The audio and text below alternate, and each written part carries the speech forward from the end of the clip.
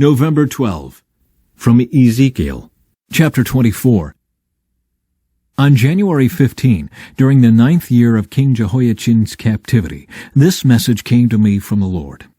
Son of man, write down today's date, because on this very day the king of Babylon is beginning his attack against Jerusalem. Then give these rebels an illustration with this message from the sovereign Lord. Put a pot on the fire and pour in some water.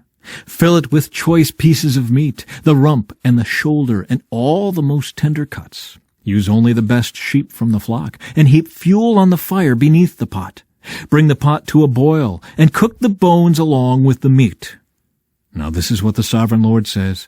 What sorrow awaits Jerusalem, the city of murderers.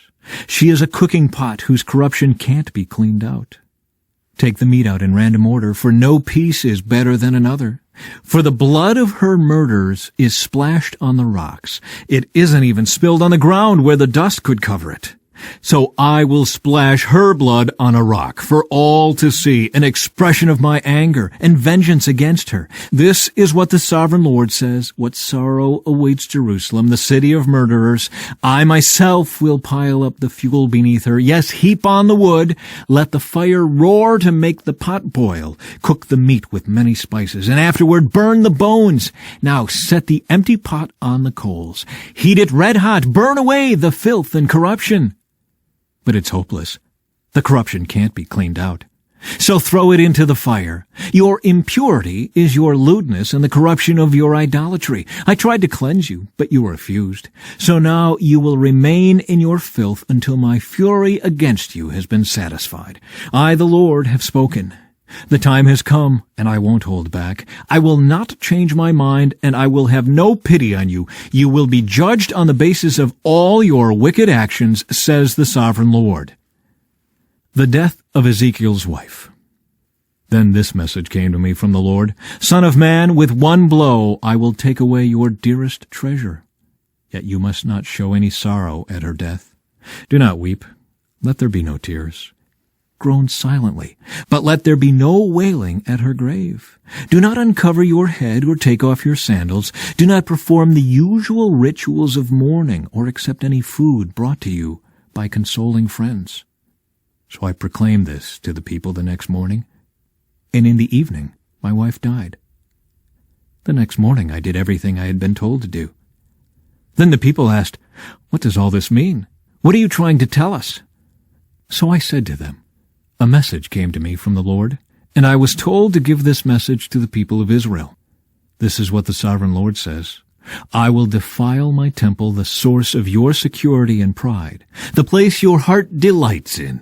Your sons and daughters, whom you left behind in Judea, will be slaughtered by the sword. Then you will do as Ezekiel has done. You will not mourn in public or console yourselves by eating the food brought by friends. Your heads will remain covered, and your sandals will not be taken off.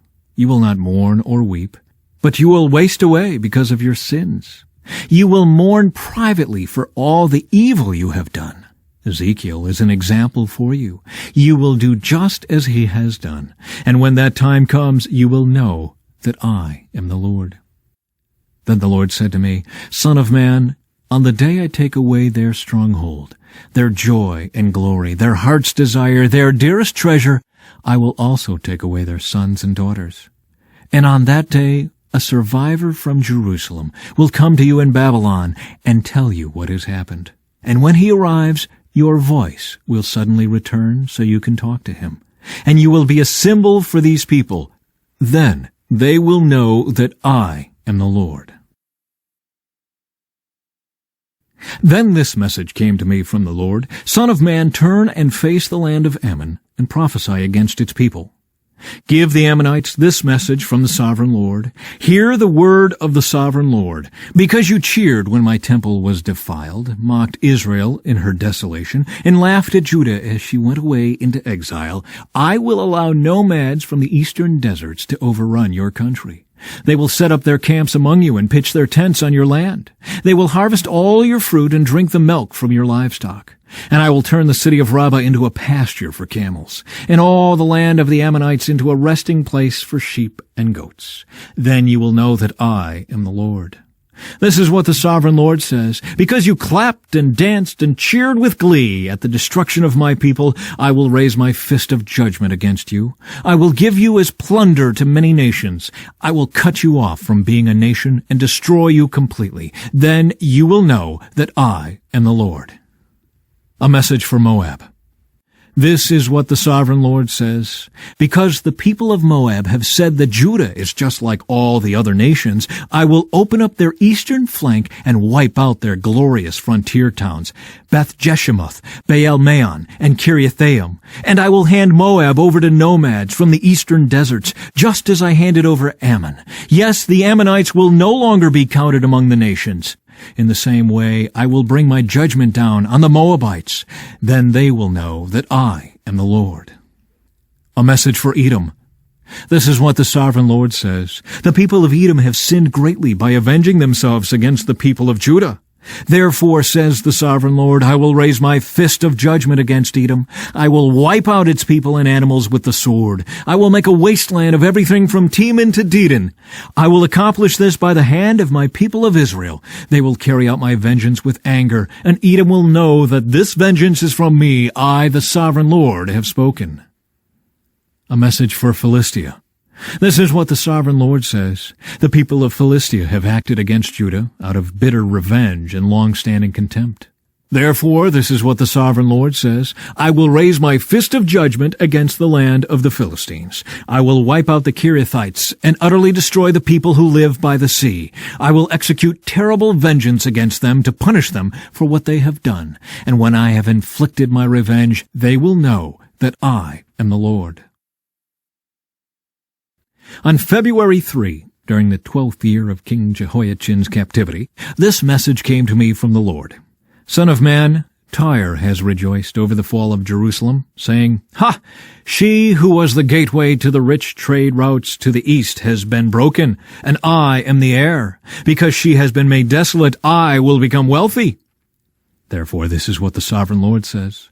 I am your enemy, O Tyre, and I will bring many nations against you, like the waves of the sea crashing against your shoreline. They will destroy the walls of Tyre and tear down its towers. I will scrape away its soil and make it a bare rock. It will be just a rock in the sea, a place for fishermen to spread their nets. For I have spoken, says the sovereign Lord.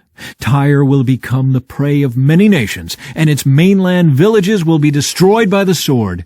Then they will know that I am the Lord. This is what the sovereign Lord says. From the north I will bring King Nebuchadnezzar of Babylon against Tyre. He is king of kings and brings his horses, chariots, charioteers, and great army.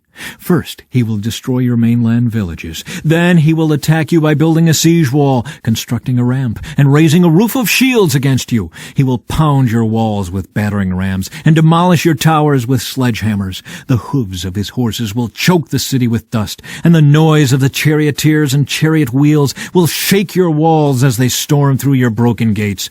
His horsemen will trample through every street in the city. They will butcher your people, and your strong pillars will topple.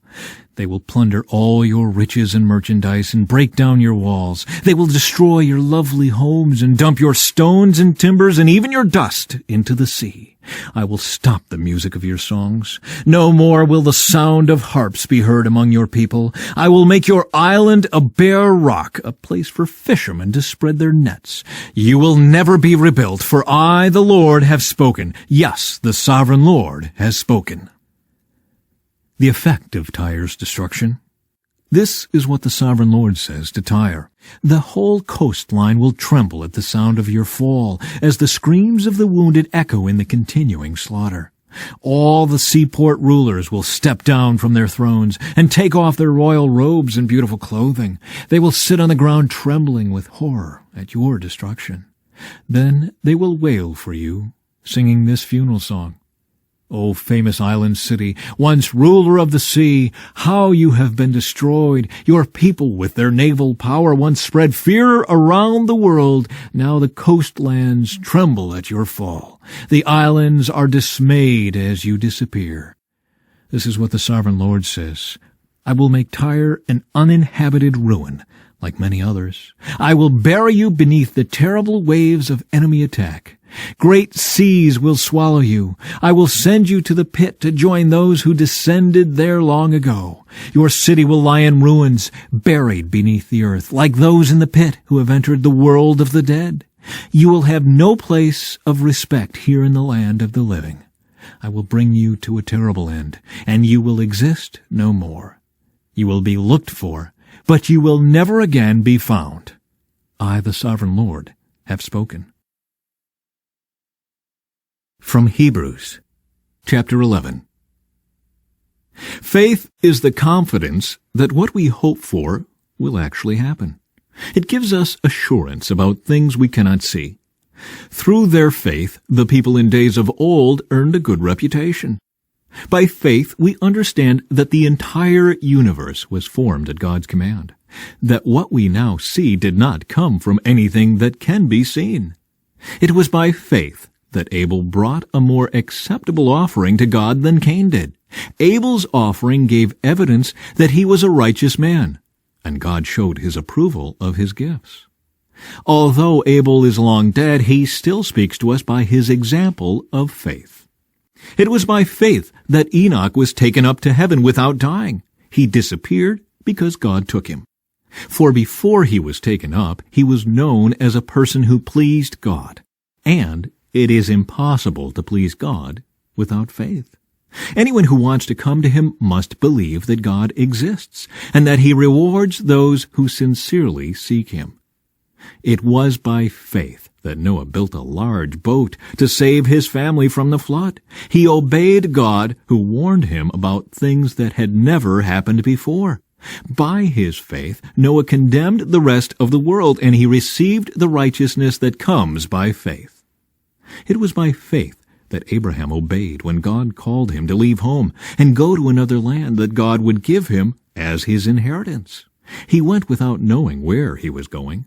And even when he reached the land God promised him, he lived there by faith, for he was like a foreigner, living in tents. And so did Isaac and Jacob, who inherited the same promise. Abraham was confidently looking forward to a city with eternal foundations, a city designed and built by God. It was by faith that even Sarah was able to have a child, though she was barren and was too old. She believed that God would keep his promise, and so a whole nation came from this one man who was as good as dead, a nation with so many people that, like the stars in the sky and the sand on the seashore, there is no way to count them. All these people died still believing what God had promised them. They did not receive what was promised, but they saw it all from a distance and welcomed it. They agreed that they were foreigners and nomads here on earth. Obviously, people who say such things are looking forward to a country they can call their own. If they had longed for the country they came from, they could have gone back. But they were looking for a better place, a heavenly homeland. That is why God is not ashamed to be called their God, for he has prepared a city for them. Psalm 110. The Lord said to my Lord, "Sit in the place of honor at my right hand until I humble your enemies, making them a footstool under your feet." The Lord will extend your powerful kingdom from Jerusalem. You will rule over your enemies. When you go to war, your people will serve you willingly. You are arrayed in holy garments, and your strength will be renewed each day like the morning dew. The Lord has taken an oath and will not break his vow. You are a priest forever in the order of Melchizedek.